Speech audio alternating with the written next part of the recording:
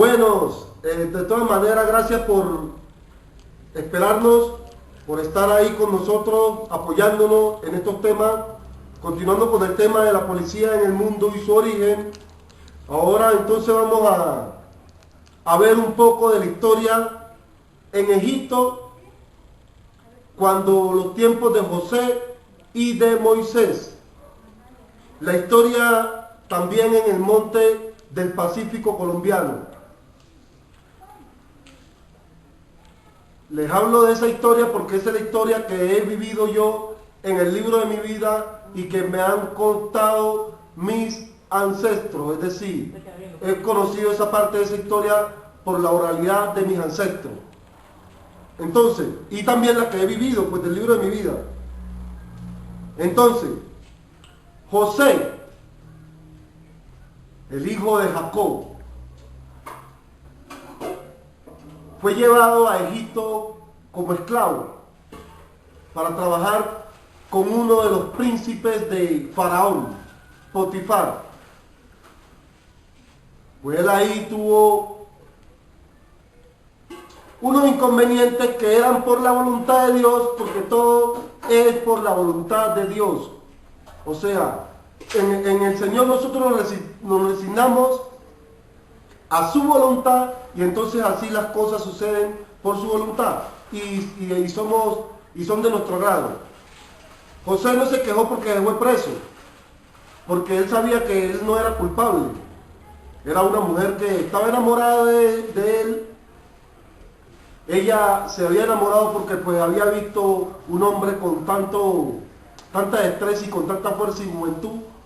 Pues ella quería de que él la hiciera mujer, su mujer, o sea, es decir, que se uniera con ella en relación de como marido y mujer.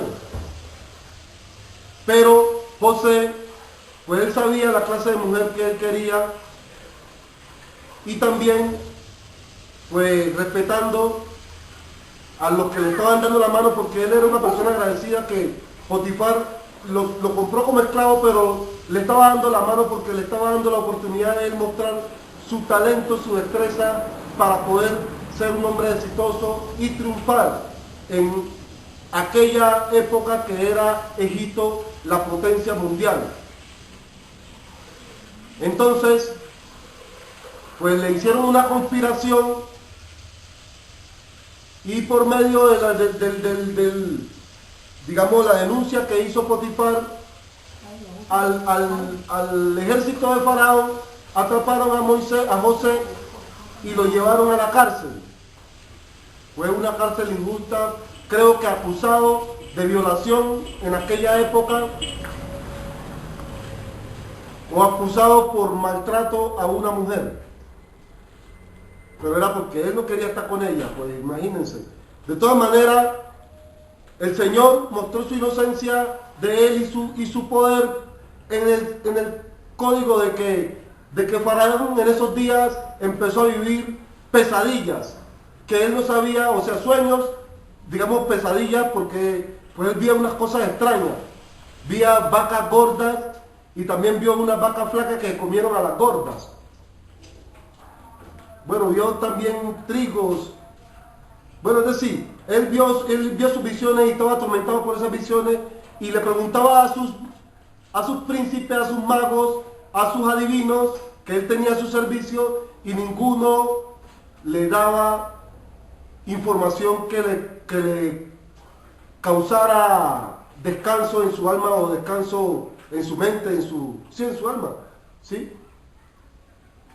Entonces llegó José con su destreza que ya había mostrado en la cárcel, porque donde quiera que uno esté, uno tiene que ser, digamos, talentoso, habilidoso, que las habilidades que uno tiene, o sea, los dones que Dios le ha dado a uno, lo sacan a uno al éxito en cualquier parte, así sea que esté en la cárcel. De la cárcel salió al palacio de Faraón.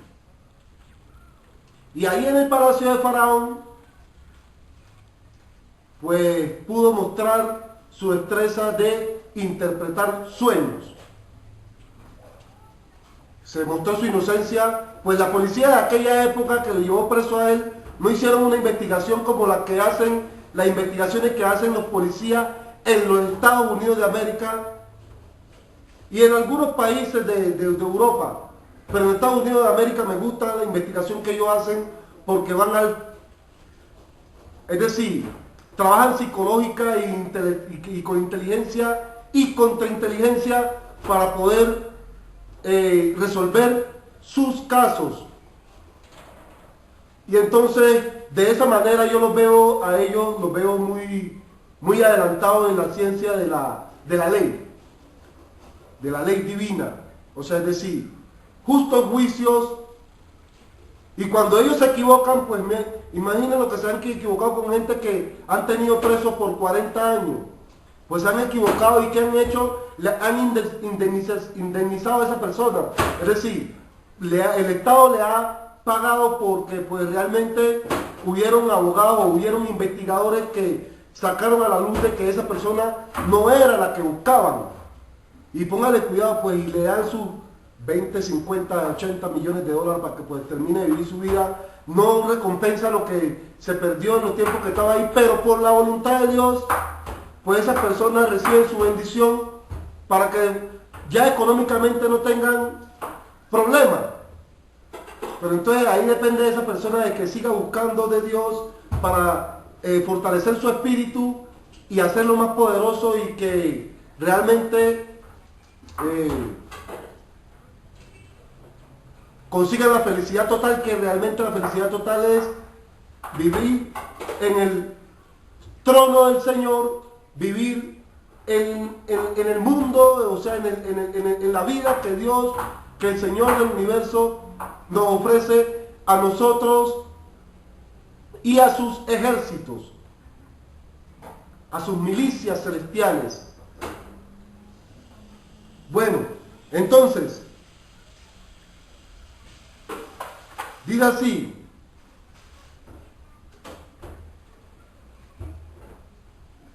lo que sucedió en Egipto con José, pues Dios lo coronó. Y ahora vamos a ver la pregunta, ¿cuál es la voluntad de Alá? O sea, la voluntad del Señor del universo.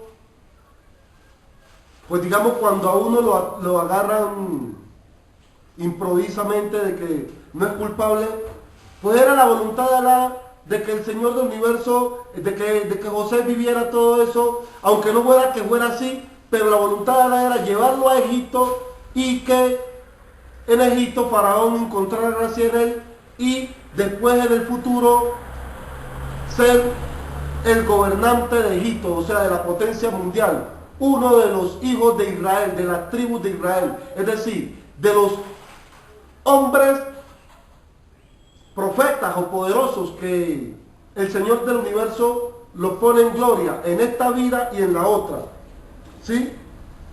Para seguir rigiendo con justicia. Entonces ahora vamos a ver un poco lo de Moisés, porque primero fue José que llevó a las tribus de Israel a Egipto, porque en ese tiempo él era faraón, él gobernaba y todas las tribus estaban contentas ahí en Egipto porque tenían de todo, bien adornados con tanto oro. Pues allá en Egipto se había desarrollado, creo que ¿cómo se llama? La artesanía pues de elaborar prendas de oros. ¿Cómo es que se dice? Bueno, ahorita no tengo eso claro, pero esa artesanía de elaborar prendas de oro y las vestiduras. Pues yo creo que José también su vestido que el papá le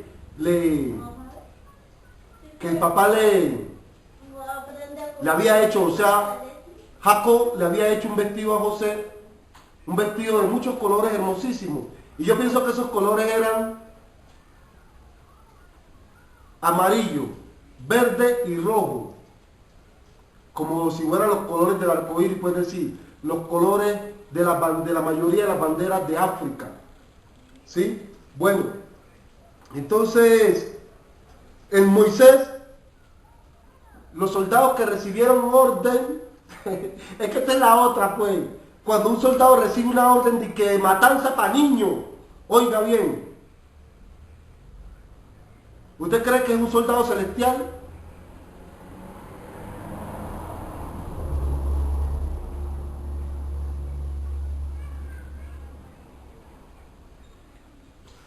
Oh Señor del universo, grande eres mi alma. Matanzas para niños. Están hablando bien de mí, me está rascando el oído izquierdo, derecho.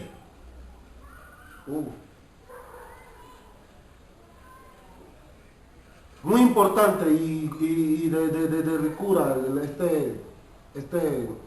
como un... Entonces, ¿ustedes creen que realmente cuando un policía recibe la orden o un ejército recibe la orden de aniquilar niños?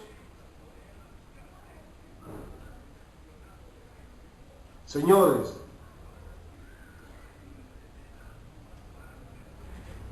aquellos soldados de aquella época, yo pienso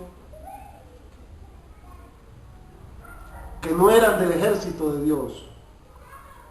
Yo pienso que, o si hay uno que se arrepintió, pues entró de nuevo, o sea, todos eran del ejército de Dios. Pero lo que pasa es que hubo una guerra en el cielo, en la cual el ejército de Dios, una partecita se desprendió, que fue la que siguieron las órdenes del maldito de Satanás.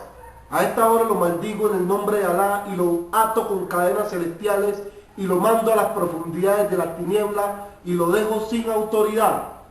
Pues el maldito de Satanás tiene ángeles también que son policías, o sea, son de sus ejércitos, de los ejércitos de Satanás, que cumplen en especial, cumplen esas clases de órdenes de destrucción, porque el enemigo fue a esta tierra a matar, a robar y a destruir. ¿Entienden? Entonces estos son códigos que todo creyente debe de tener en cuenta y debe de saber para poder discernir el espíritu. Dice que nosotros también como creyentes tenemos que tener ese don de discernimiento de espíritu. Entonces, ¿por qué? Podemos discernir por sus obras. Porque esas obras no son obras de Dios. No son obras del Señor del universo, aquellas obras que son de destrucción.